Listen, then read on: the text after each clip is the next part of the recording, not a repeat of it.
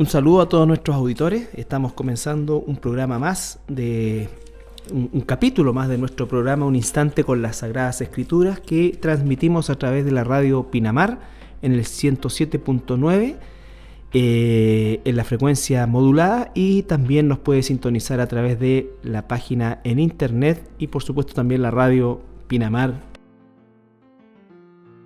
PinamarFM.cl.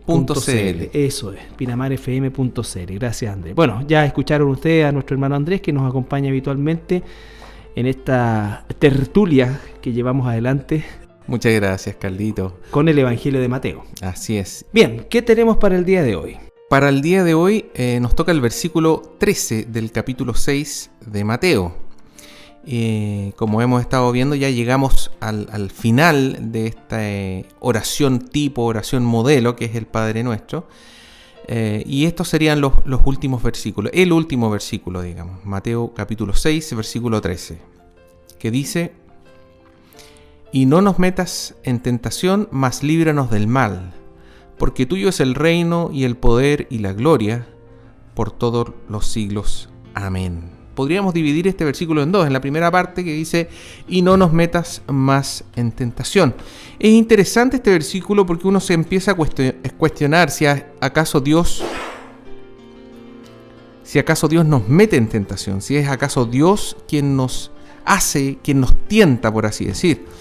Pero por otro lado tenemos Santiago 1:13, que nos dice: cuando alguno es tentado, no diga que es tentado de parte de Dios, porque Dios no puede ser tentado por el mal, ni Él tienta a nadie.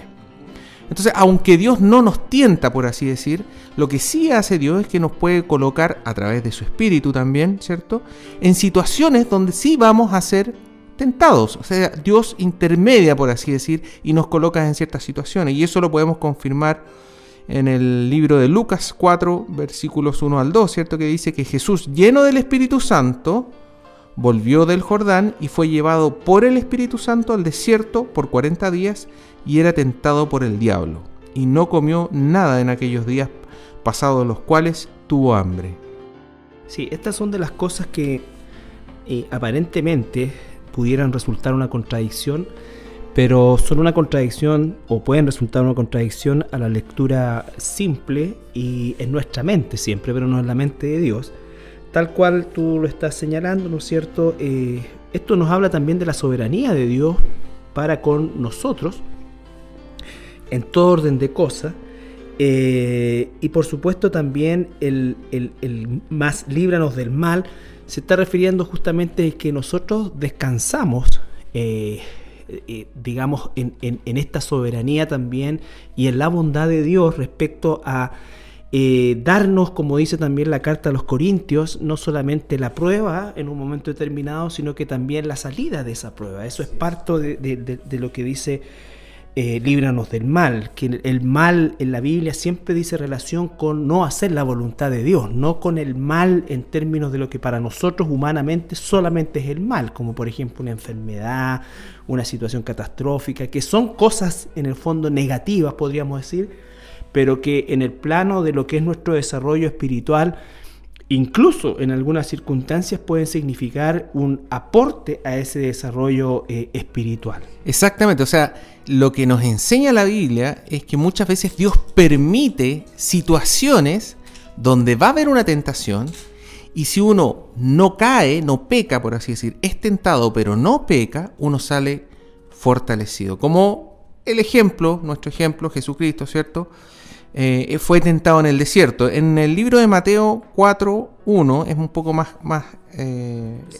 explícito, digamos, porque dice: entonces Jesús fue llevado por el Espíritu al desierto para ser tentado por el diablo. Es decir, no es Dios quien tienta, es el diablo, pero Dios permite, digamos. Sí, por eso es un tema muy recurrente, las preguntas que nos hacemos nosotros muchas veces respecto al accionar de Dios en la Escritura, porque esperamos tener respuesta a nuestra propia limitada inteligencia humana. Entonces decimos, bueno, ¿cómo entonces Dios lleva a alguien para ser tentado? Él mismo está induciendo a que Pero Dios tiene el control de todo y tal como ocurre en el caso de Jesús, ¿no es cierto?, que sale no solamente airoso de la prueba, sino que fortalecido.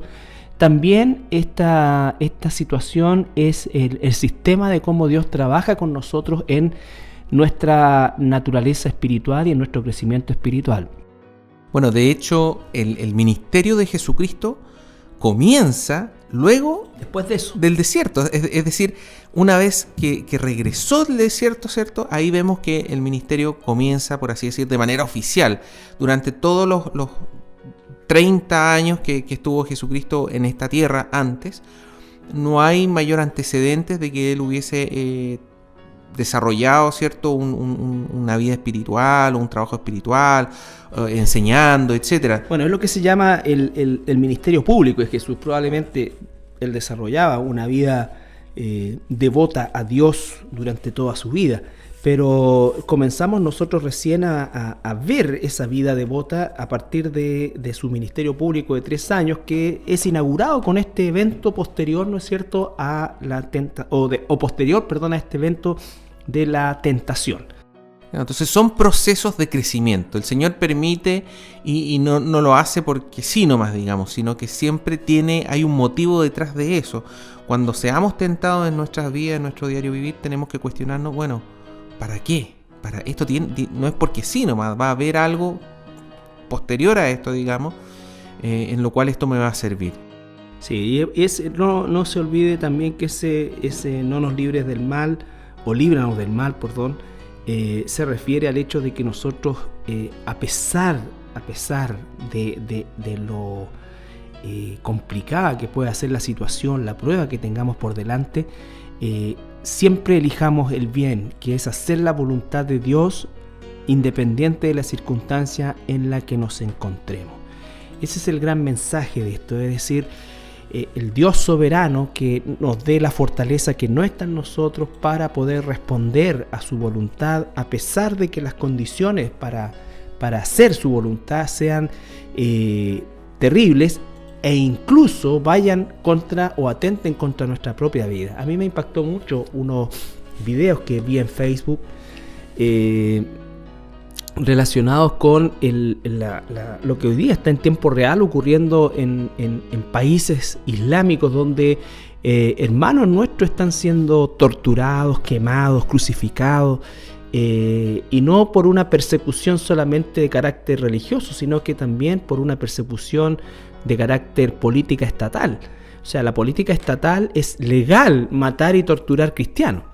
Entonces, eso es algo espantoso, pero estos hermanos no han negado a Jesús y han pagado con su vida, digamos, esta decisión. Ellos pasaron la prueba, una tremenda prueba, ¿no es cierto? Pero fueron librados del mal de no hacer la voluntad de Dios, del mal de ceder a la tentación de no confiar en Dios, que aún en esos momentos horrorosos que les toca vivir a estos hermanos en el mundo musulmán, Dios está con ellos y Dios no los va a desamparar en el momento de la prueba. Lo que comentabas tú, 1 Corintios capítulo 10, versículo 13, hay una promesa respecto a la tentación. Dice: no os ha sobrevenido ninguna tentación que no sea humana, pero fiel es Dios, que no os dejará ser tentados más de lo que podéis resistir, sino que dará también juntamente con la tentación la salida para que podáis soportar. Dios no nos desampara. Cuando permite esta tentación, no nos desampara. Siempre deja, como dice acá, una puerta, una salida para que nosotros no pequemos y podamos soportar esa tentación. Ahora, ojo que esto es una promesa para cristianos, no es para las personas del mundo que no conocen la Escritura, que no conocen a Jesucristo, no lo tienen en su vida, digamos. Estas son para aquellas personas que son cristianas. Ellos tienen esta promesa. Exactamente. Y si un cristiano peca, llega a pecar, no es porque Dios lo desamparó, es simplemente porque cuando llegó a tener que tomar la decisión, digamos, no tomó la salida que Dios le había colocado, sino que optó por pecar. Exacto. Y esto que acabamos de ejemplificarlo en una situación límite, real, pero límite, podemos trasladarla a nuestra propia realidad cuando estamos frente a decisiones a lo mejor de una magnitud muchísimo menor, pero que existe una tentación, porque siempre cuando nosotros optamos por hacer la voluntad de Dios, de alguna manera tenemos una consecuencia en el plano de nuestra vida diaria. Cuando uno decide no hacer o cometer una infracción, aun cuando nadie lo está viendo, en definitiva lo que está haciendo es faltar en primer lugar y pecar contra Dios. O sea, entonces nosotros podemos tener o cometer la equivocación de pensar que las grandes tentaciones son aquellas a las que se refiere este pasaje. No, son a todas las tentaciones, y por supuesto que la suma de las muchas pequeñas tentaciones a no hacer la voluntad de Dios son las que van marcando el curso de la madurez de nuestra vida, entre elegir hacer la voluntad de Dios y elegir hacer nuestra propia voluntad o la voluntad del mundo. Pienso en los jóvenes, por ejemplo, que Dios tiene una visión y tiene un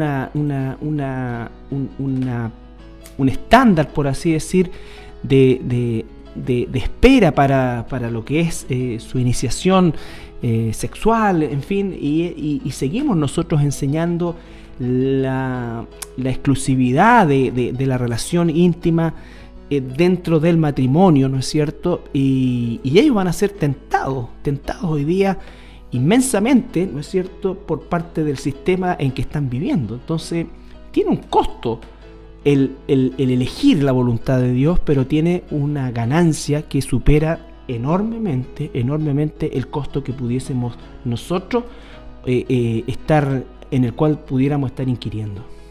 Sí, es importante, eso sí, destacar una diferencia, Carlitos, porque los jóvenes o personas ya mayores muchas veces confunden el ser tentado con el pecar.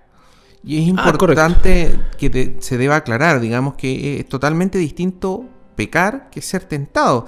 Las mismas escrituras nos hablan en Hebreos 4:15, que dice: porque no tenemos un sumo sacerdote que no pueda compadecerse de nuestras debilidades, sino uno que fue tentado en todo según nuestra semejanza, pero sin pecado.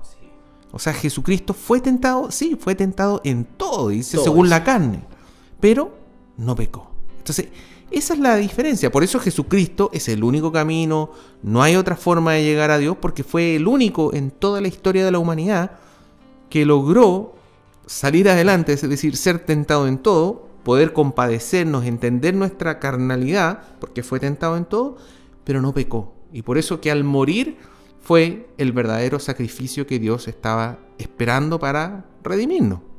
Exactamente, es muy importante eso, porque la tentación muchas veces no la vamos a poder evitar.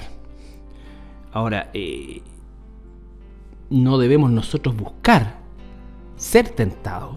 Y acá dice bien claro, no nos metas en tentación como un deseo de Dios, pero es una aspiración nuestra humana, ¿no es cierto? Que Dios tiene preparado instancias en las cuales Él nos va a someter a esta prueba. Sin embargo, nosotros no debemos, por nuestra propia iniciativa, buscar esa tentación. Es decir, hay lugares donde un cristiano no debe estar, hay personas con las cuales no debe andar. En fin, también, son cosas que son... Y también depende de la historia personal. Por ejemplo, si un hermano en algún momento tuvo el problema con el alcohol, fue alcohólico, ¿ya? Obviamente ese hermano no puede andar buscando los bares de la ciudad para tratar de esparcir el evangelio. O sea, decir, no, yo voy a ir a todos estos lugares, yo antes andaba en estos lugares, no, si yo fui tentado en eso y caí mal, digamos, obviamente tengo que evitar aquellas cosas, digamos. Sí, todo eso es muy cierto, y como también alguien podría decirnos, bueno, quizás justamente la persona indicada para ir a esos lugares es alguien que salió de esos lugares, pero todo eso lo va dando el Señor conforme a su poder y su dirección. Lo importante es que nosotros sepamos que en Cristo tenemos la salida a todo evento que venga a nuestra vida y que nos impulse a desobedecer la voluntad de Dios. Pero es importante eso, o sea, no me debo sentir culpable por haber sido tentado, por así decir. Ese es un tema muy, muy importante, que muchas veces en algunas religiones, en la religión católica hay un tema, pero horroroso de repente con el tema de la tentación. Ahí es donde se confunde muchas veces la gente y claro, se siente culpable porque claro, sintió tentación aquí, acá, allá, y lo que estamos viendo nosotros es otra cosa completamente distinta. Una cosa es ser tentado, otra cosa es pecar. Yo no debo andar buscando la tentación. Si tengo un problema con la sexualidad o cualquier otro, bueno, yo voy a evitar ciertas cosas. Yo conozco mis pecados, yo conozco cuáles son mis áreas débiles, espiritualmente hablando, y por lo tanto no voy a salir a buscarlas, a ponerlas a prueba, por así decirlo. Exacto, sí. Es muy cierto eso, y lo importante es que usted pueda estar recibiendo este mensaje, esta conversación que busca explicar de alguna manera la situación del final de esta oración modelo, porque sí, efectivamente Dios para pulir nuestro carácter como hijo suyo nos va a someter a pruebas. Vamos a tener la tentación de negar a Dios por medio de la desobediencia, pero lo que debemos hacer nosotros es aferrarnos a Dios, a su palabra y a su promesa, aun cuando nuestras circunstancias parezcan imposibles. Vamos a ir a una pausa musical y al regreso continuamos con la segunda parte de este versículo 13. Bien, estamos de regreso y continuamos con la segunda parte de este versículo 13, o esta segunda parte de la oración que dice: más líbranos del mal. Así es interesante ver que están amarradas desde el momento que dice más, es decir, pero o aún más, sino que nos está uniendo las dos partes, digamos, ¿cierto? Entonces, y no nos metas en tentación, más líbranos del mal. Entonces, esto también nos ayuda a nosotros a entender un poco lo que comentabas tú, Carlitos. O sea, nosotros no podemos por nuestra propia cuenta soportar toda tentación. Vamos a necesitar de la ayuda de Dios de manera permanente. Exacto. Ese mal es el que llega cuando yo caigo ante el pecado. Caigo ante la tentación, perdón. Es decir, soy tentado, yo no busco la tentación. Dios, por favor, cuídame de no ser tentado, pero si llego a ser tentado, ayúdame a no pecar y por lo tanto a librarme del mal, de la consecuencia de ese pecado, digamos. Entonces, van las dos cosas amarradas, digamos. Sí, y ambas cosas yo necesito de Dios para eso, o sea, no puedo... Exacto, es imposible para nosotros resistir la tentación, porque primero que nada, nuestra naturaleza es caída y nuestra tendencia natural es al mal, no es al bien. Por lo tanto, tú tocaste recién algo acerca de la religión católica, y uno de las brutalidades que se cometían, o quizás se cometen todavía, para inhibir, por ejemplo, el instinto o la condición sexual, era se chicoteaban, en fin, se golpeaban, porque era una forma humana, quizás hasta sincera, pero humana, de inhibir, ¿no es cierto?, la pecaminosidad, entre comillas, ¿no es cierto?, que era el tema del deseo natural que Dios puso en el hombre hacia la mujer y en la mujer hacia el hombre. Ahora, que por otro lado, leyendo la Escritura, no hay nada malo, ni absolutamente, sucio, ni nada. Absolutamente. Lo que pasa es que está dentro de un modelo, y ese modelo es el matrimonio. Y lo promueve, de hecho. Exactamente. Y por eso es que todo esta especie de purga, esta forma de purgar esa situación en los sacerdotes, generó que esto no diera un fruto espiritual, podríamos decir nosotros, del celibato, que tampoco es algo que Dios busca, pero se tradujo o dio a lugar un fruto más espantoso que el remedio, que era justamente todas estas desviaciones sexuales, de las cuales nosotros cada vez nos enteramos mucho más acerca de la magnitud gigantesca y la escala de depravación que existe en el sistema romano. ¿Por qué? Porque se está tratando de inhibir algo sin el Espíritu Santo. Pablo habla del don del celibato y es un don espiritual, vale decir que es algo que está completamente fuera de su alcance y de nuestro alcance humano. Entonces, los seres humanos vamos a tratar, por un concepto de moralidad, de lo que sea, ¿no es cierto?, de inhibir nuestra pecaminosidad, ¿no es cierto?, con a mi manera. A mi manera, con elementos humanos, ¿no es cierto? Y ahí aparecen los moralistas. Pero el fruto de eso no siempre, o nunca, mejor dicho, es un fruto espiritual, porque provoca, en el caso de los moralistas, un orgullo como el publicano, ¿no es cierto?, o el fariseo que está orando y dice: Señor, te doy gracias que yo no soy un ladrón, que no soy esto, que no soy como este otro que está acá. Entonces, genera otra cosa, me gané esto, me merezco esto. Hay gente que piensa que se merece el cielo por el tipo de vida que ha llevado. Entonces, vemos que los métodos, los sistemas humanos son absolutamente ineficaces y equivocados para resistir la tentación de hacer lo malo. Si no tenemos el Espíritu Santo, estamos condenados a hacer el mal. Por supuesto que podemos tomar decisiones que favorezcan a algunos, a otros, todo, pero nuestro corazón o el corazón caído de un ser humano sin el Espíritu Santo, sin Dios, que no ha nacido de nuevo, no puede inclinarse al bien.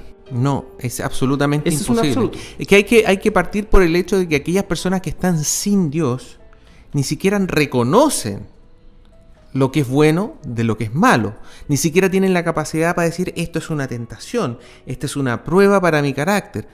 Porque no tienen de dónde sacarlo. O sea, ¿cuál es la referencia de ellos para Imagínate decir? que hoy día, Andrés, esto llegó al otro extremo del péndulo, en que se consideran cosas que antes se consideraban pecados, en esta misma situación pendular en que la sociedad, ¿no es cierto?, fluctúa, ahora son derechos. Es decir, yo tengo derecho a ser feliz y por eso tengo otra mujer, porque tú ya no me haces feliz, o tú, hombre, ya no me haces feliz, y por eso dejo familia, dejo esto, dejo todo. O sea, hoy día eso se permite. Uno de los grandes lemas del movimiento pro aborto es, ¿no es cierto?, que la mujer tiene derecho a hacer lo que quiera con su cuerpo.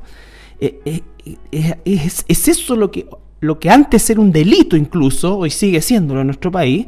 Va a ser un derecho que la gente va a obtener por esta falta y esta forma equivocada de resistir la tentación. Y fíjate, Carlito, que ese tema del aborto va más allá, porque no es ni siquiera algo de conocimiento, es algo netamente sensorial. Yo quiero sentirme libre, yo quiero ser feliz, yo quiero cumplir mis deseos, siendo que desde el punto de vista incluso científico, digamos, se conoce, se sabe que el ser que está dentro de la mujer no es parte de la mujer, es otro ser humano, son células completamente distintas, el ADN ya está completamente formado. La sangre no es la misma. La sangre perfectamente tiene otro tipo de... O sea, es otro ser, es un ser dentro de otro ser. La mujer no está haciendo lo que quiere con su propio cuerpo, sino que está haciendo con el cuerpo de otro ser humano. Exacto. Y eso desde el punto de vista de la ciencia, no desde el punto de vista de la Biblia, de la moralidad, nada por el estilo. Entonces,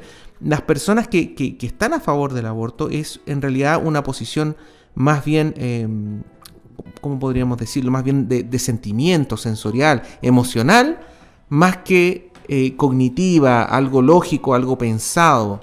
No, está terrible. Entonces, todo este concepto del bien y el mal, y lo toco esto porque es increíble que haya personas que existe un debate en relación a esto cuando es mal de tomo y lomo, ¿me entiendes? Pero es como hay personas que piensan que está bien hacerlo. Entonces, es justamente por la ceguera espiritual, porque el hombre natural no entiende las cosas espirituales y no puede hacer una diferencia entre el bien y el mal, sino que va a hacer diferencia entre lo que conviene, no conviene, entre lo que me sirve, no me sirve, pero eso lo que me gusta y lo que no me gusta. Exacto, sí. Lo que me perjudica o lo que me facilita, sí. Pero no en función del bien y el mal, porque solamente el bien está referenciado a través de Dios y su escritura. Bueno, Jesucristo va un poco más allá. En el libro de Juan, capítulo 8, versículo 34, dice: Jesús le respondió: de cierto os digo que todo aquel que hace pecado esclavo es Ahí está. del pecado. Esto se lo dijo Jesucristo a los fariseos, a todos los religiosos que decían, pero nosotros no somos esclavos, somos hombres libres. ¿Ah? Claro. Hace muchas generaciones que nos libramos de los yugos egipcios, etc. Y aquí Jesucristo los confronta y le dice, no, el que hace pecado, Es esclavo el que del practica el pecado, claro, es esclavo del pecado. Y uno o es esclavo del pecado o es esclavo de Dios, o es hijo de Satanás o es hijo de Dios. No hay una posición intermedia, digamos. Entonces, estas personas son esclavos. Por eso es que un poco lo que tú comentaste en el sermón de este día domingo, Carlito, nosotros como cristianos no debemos cerrarle las puertas a aquellas personas que no conocen a Dios, porque son esclavos del pecado, igual como lo fuimos todos nosotros en algún momento. Entonces ahí viene la misericordia que debemos tener con aquella persona que no conoce a Dios. Sí. Bueno, todo esto a raíz de líbranos del mal, o del maligno, como dice en otra parte también, que en el fondo todo el pensamiento de Satanás, que es contrario al pensamiento de Dios, y que es un atentado a la voluntad de Dios, que es una invitación a no hacer la voluntad de Dios. Fíjate que muchas de estas personas que se declaran abortistas también se declaran creyentes. Eso es absolutamente impracticable, ¿no es cierto? Pero lo sienten, tan como tú dijiste. Hay un perfil, ¿eh? La persona que normalmente está a favor del aborto, al mismo tiempo es una persona que está muy a favor de proteger el medio ambiente. Y muchas veces en un extremo tan grande que dicen, ¿sabes qué? Sería mejor si no hubiese ninguna persona. Entonces saquemos a las personas de todas estas miles de hectáreas, te fijas tú, y la dejamos de manera pristina, que nadie la toque, que la naturaleza se desarrolle como corresponde. Entonces ahí uno empieza a darse cuenta que las personas, aunque se declaran, entre comillas, humanistas, no son humanitarias. Es decir, prefieren tener un medio ambiente pero pristino a que las personas tengan alguna forma de sustentar, de estar bien, de tener una mejor forma de vivir. Entonces, ahí uno empieza a fijarse, estas personas le dan mayores derechos a un perro que a un feto humano. Exacto. En pleno desarrollo. Entonces, fíjate que hay una campaña que está extendida, y con esto, por favor, no es que esté en contra, a mí me encantan los animales, y en especial los perros y los gatos. Pero hay una tremenda campaña en internet que habla de adoptar animalitos, ¿no es cierto? Adoptar animalitos.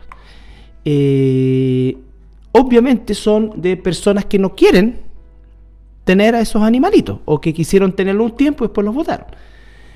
Sin embargo, es tan importante lo que tú dices, está ese concepto de no eliminar a un animalito que no tiene amo, ¿no es cierto? Y que lo den en adopción. ¿Por qué cuando ocurren estas situaciones de estos embarazos no deseados, supongamos ya por violación, que es un porcentaje bajísimo, o incesto incluso. o incesto incluso, nace un niño ahí, denlo en adopción, pero no lo maten? O sea, la solución no es matarlo. O sea, es que eso es increíble. No, y hay gente que yo entiendo, hay muchas personas que también se enredan con los conceptos, porque muchas veces se presentan en la televisión de manera media trastocada, media enredosa, no sé si intencionalmente o no, pero por ejemplo, planteaban muchas veces en el caso de que la madre estuviera con algún tipo de problema y pusiera en riesgo la vida de la madre. Entonces, en ese caso sí estaría bien abortar. Entonces, yo le comentaba, no, por ningún motivo. Se debiera hacer lo mismo que se está haciendo hoy en día. Hoy en día, si una madre está en riesgo vital, lo que se hace es que se saca la guagüita. No se mata la guagüita, porque lo que hacen es que la parten, la destruyen y la sacan. Ese es el aborto, digamos. Lo que se hace hoy en día es que se saca la guagüita y se hace todo lo posible por salvar la vida de la mamá y del bebé. Eso es lo que se hace, se busca la vida en el fondo. Y si hay bajas probabilidades, etcétera, no importa, se hace todos los esfuerzos que se pueden. Pero lo que se está proponiendo es que si la mamá está en riesgo, maten la guagua. Se mata la guagua. Es lo más fácil y probablemente lo más económico. Lejos lo más económico. Lógico. Pero aquí vamos a un tema moral, no económico. Sí. No, por eso es que el pensamiento está hecho de esa manera.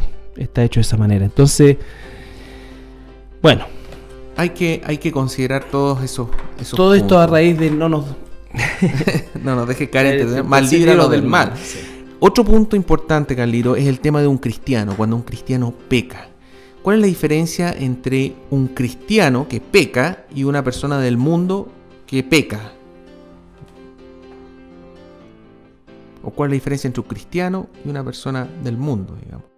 Bueno, la naturaleza de la persona del mundo es el pecado. Por lo tanto, lo que hace esa persona es aumentar, por así decir, su cuota de condenación cuando llegue el día del juicio, si es que no hay un arrepentimiento de por medio. En el caso del cristiano, obviamente la Biblia nos dice que tenemos abogado para con el Padre, Jesucristo, y tenemos que arrepentirnos, ¿no es cierto? Y el arrepentimiento, por supuesto, que es algo que tiene que ser absolutamente real, y eso lo ve Dios, ¿no es cierto? Y por supuesto también como cristianos y como cualquier persona debemos nosotros asumir las consecuencias de ese pecado. La Biblia nos muestra claramente personajes tan relevantes como David, que quienes pecaron, se arrepintieron genuinamente con un corazón verdaderamente arrepentido, pero sin embargo vivieron con su consecuencia, en el caso de David, hasta el último día de sus vidas. Y también nosotros podemos leer, ¿cierto?, el tema de la práctica del pecado. Correcto. La práctica del pecado ya implica necesariamente, a mi modo de ver y por lo que la Escritura nos muestra, efectivamente la práctica del pecado denota una persona no regenerada, una persona que no ha nacido de nuevo, porque eso habla de la esclavitud que decías tú recién y que nombrabas en la Biblia, ¿no es cierto?, en la que se encuentra una persona producto de esta situación. Un cristiano obviamente que está siendo tentado, pero el poder del Espíritu Santo es el que lo lleva justamente a vencer esa tentación, y no solamente a vencer esa tentación, sino que a aumentar el gozo en haber vencido esa tentación y no la amargura de haber reprimido humanamente una tentación, que es lo que muchas veces sucede. Solamente la gente se reprime. Por eso es que de repente vemos que es tanta lo que la persona se reprime que explota y comete todos los pecados de una sola vez. Así es, eso es cuando es algo netamente carnal. Carnal, claro. Pero en el caso de lo espiritual nos va generando una paz que sobrepasa todo entendimiento y un alejamiento paulatino de esta conducta pecaminosa. Primera de Juan, capítulo 3, versículos 8 al 9, nos dice: el que practica el pecado es del diablo. O sea, le pertenece al diablo el que practica el pecado. Porque el diablo peca desde el principio. Para esto apareció el Hijo de Dios, para deshacer las obras del diablo. Todo aquel que es nacido de Dios, ojo, todo aquel que es nacido de Dios no practica el pecado, porque la simiente de Dios permanece en él y no puede pecar porque es nacido de Dios. Es decir, si yo nací de nuevo, yo no puedo seguir practicando el pecado. La diferencia entre pecar y practicar el pecado es que practicar el pecado es como cuando uno, practica un deporte, es decir, estoy permanentemente haciéndolo, sé cuándo, sé el lugar, me preparo, me programo. O sea, yo diría que la diferencia entre la práctica y el caer en pecado, como lo planteas tú, está en que alguien está convertido y alguien que no está convertido. Eso es finalmente... final o inicialmente, como queramos verlo, la razón y la raíz del problema. Una persona que practica el pecado, aunque declare verbalmente, ¿no es cierto?, ser hijo de Dios o hija de Dios, o ser cristiano y creer en la Biblia, el infierno está lleno de gente que simpatizó con Jesús pero que nunca se convirtió. Siguió practicando el pecado tal cual como lo era exactamente, antes. Y no ocurrió Jesús formó parte de su acervo cultural, pero no de la transformación espiritual que hace que venzamos el pecado y que no seamos esclavos del pecado. Vamos a pecar, como dice la primera carta de Juan. También dice, si decimos que no pecamos, mentimos, dice. Porque claro, un cristiano peca, pero no practica el pecado. Y cuando peca, se arrepiente, le duele de corazón y trata de no hacerlo más. Eso es muy importante. Cuando nos duele el pecado es porque de alguna manera, a pesar que el pecado a nuestra carnalidad resulta placentero, ¿no es cierto?, a nuestra espiritualidad resulta repulsivo y comenzamos nosotros realmente a ver nuestra conducta en esa área como algo repulsivo. No buscamos justificarla, no buscamos bajarle el perfil, pero eso no está en nuestra naturaleza. Eso es justamente el Espíritu Santo que busca la santidad de nuestra, ¿no es cierto? Y nos lleva justamente de una manera sobrenatural a aborrecer lo que antes amábamos. Porque la simiente de Dios permanece en nosotros. Exactamente. Y es esa simiente la que nos llama al arrepentimiento permanente. También estábamos viendo que nosotros, si es que llegamos a vernos diariamente en algún tipo de tentación, debemos estar atentos, digamos. Sí. En todo momento. Estaba leyendo yo acá en el libro de Mateo 26:41 que Jesucristo le da una instrucción, digamos, a Pedro y a los dos hijos de Zebedeo. Les dice: velad y orad, para que no entréis en tentación. El espíritu a la verdad está dispuesto, pero la carne es débil. Y muy débil. Debemos estar permanentemente velando y orando, digamos. Así es, porque en definitiva todo este proceso del que estamos hablando es una obra espiritual. Es una obra espiritual. Nuestra concepción, nuestra visión del pecado es hoy día catastrófica, y vemos que por el otro lado nuestra cultura y nuestra sociedad ha amalgamado el pecado a una forma de conducta aceptable por esta sociedad, no cuestionable, tolerable, ¿no es cierto? Y obligados todos nosotros a aceptarla, ¿no es cierto? Porque de lo contrario vamos a ser y somos perseguidos, y eso es lo que va a suceder en un tiempo más. O sea, van a haber leyes que van a obligar a que el pueblo de Dios tome una decisión desde el punto de vista estatal, por así decir. Estatal, desde el punto de vista de que muchos vamos a ser probablemente encarcelados por oponernos a leyes que atentan directamente contra la voluntad de Dios. Hasta el momento la cultura lo está asociando como un estilo de vida, pero pronto ese estilo de vida va a ser plasmado en un aspecto legal.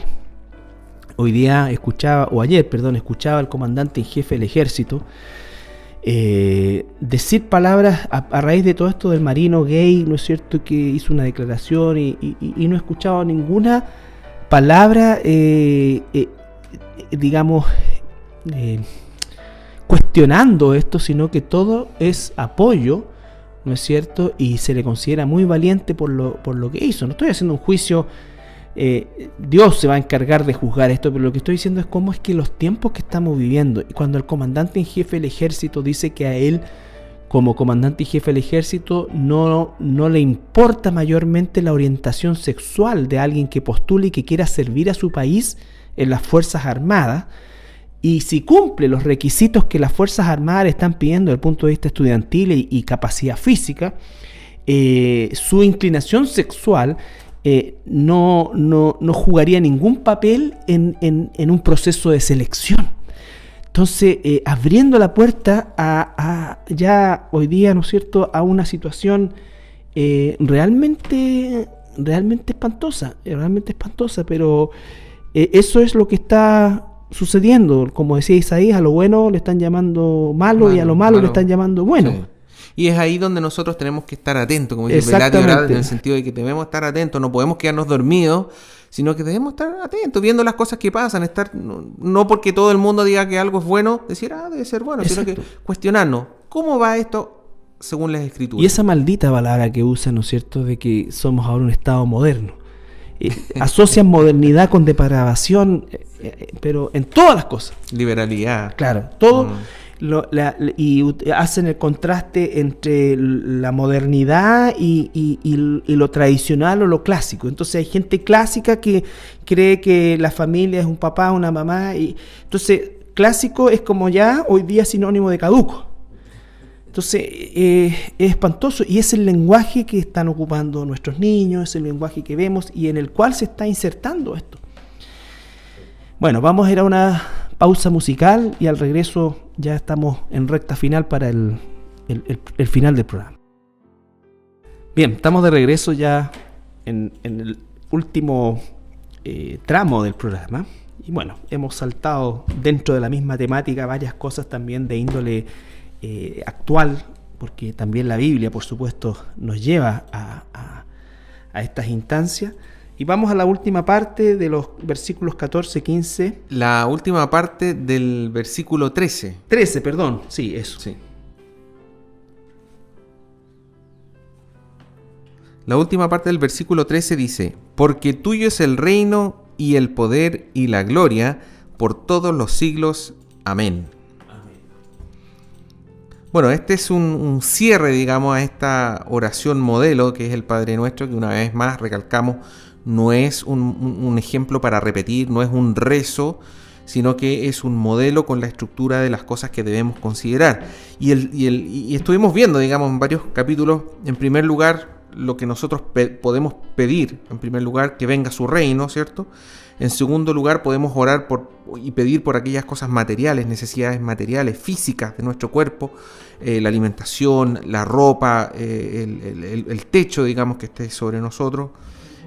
La semana pasada estuvimos viendo el tema del perdón, qué tan implícito es que debemos perdonar a las otras personas para que Dios nos perdone a nosotros. Y por último estuvimos viendo el tema del pedirle a Dios que no nos lleve a la tentación, pero si es que nos lleva, no pequemos, que nos ayude a no pecar.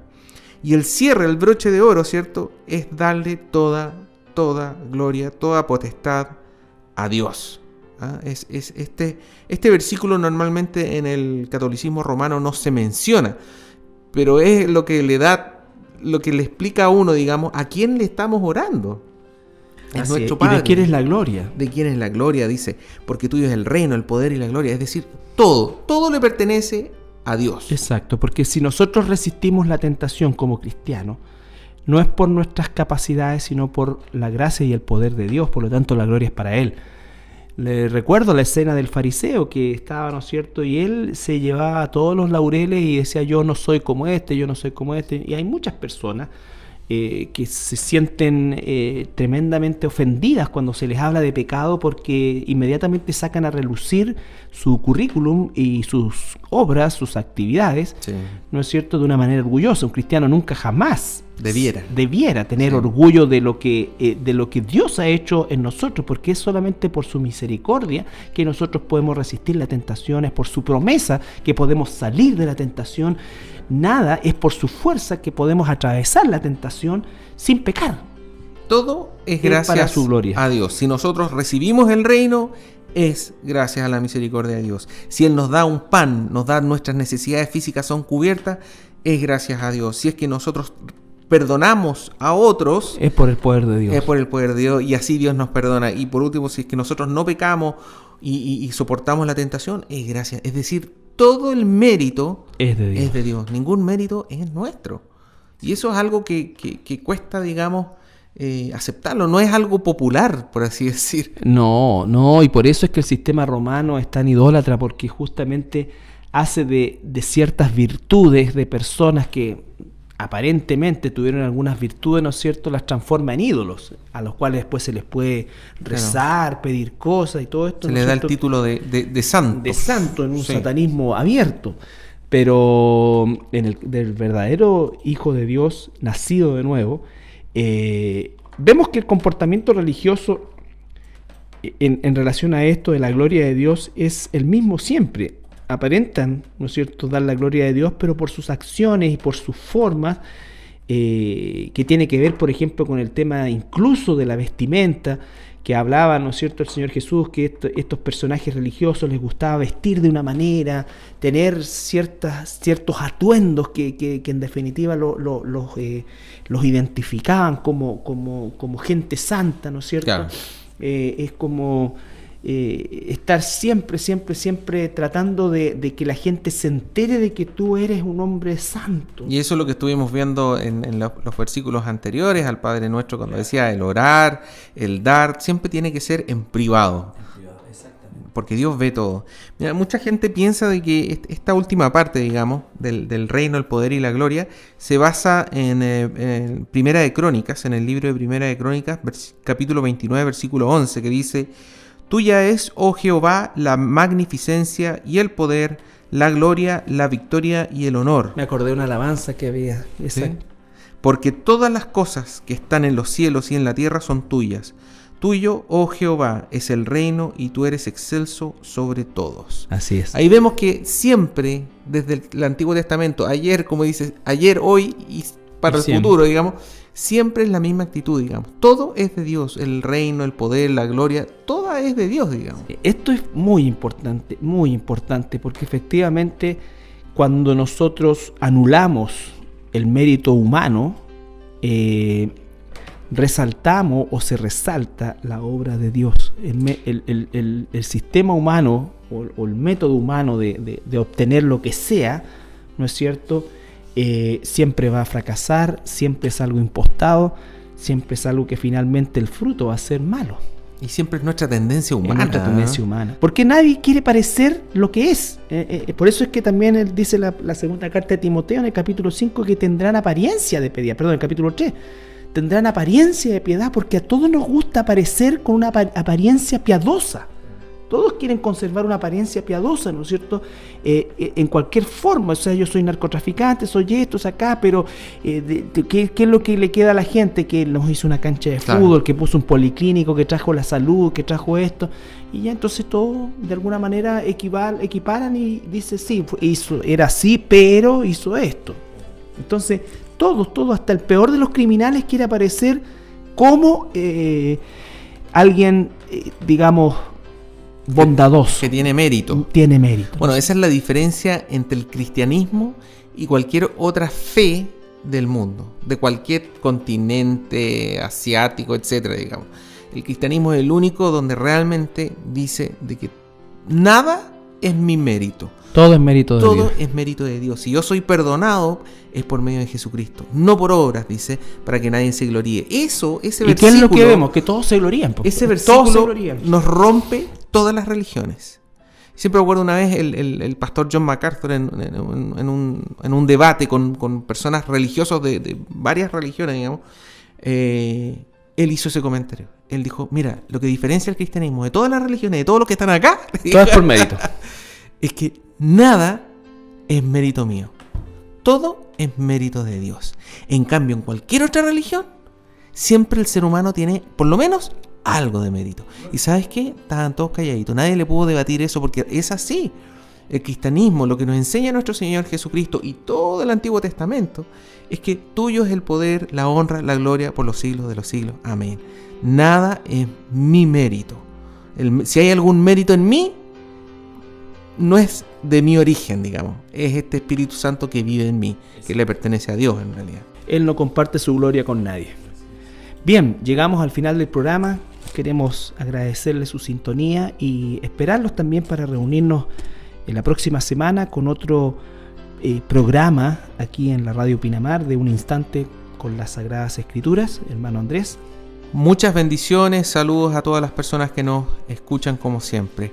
Todas las alabanzas que usted escucha puede encontrarlas en la página web en www.iglesiacristianalaserena.cl y puede descargarlas de manera gratuita. No tienen ningún tipo de cobro.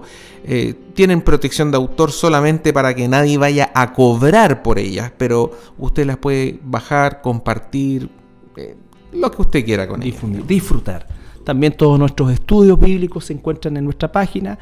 Así es que la invitación es a que nos visite a nuestra página en internet y pueda también contactarse con nosotros si así lo desea en nuestro correo electrónico que está también ahí en la página.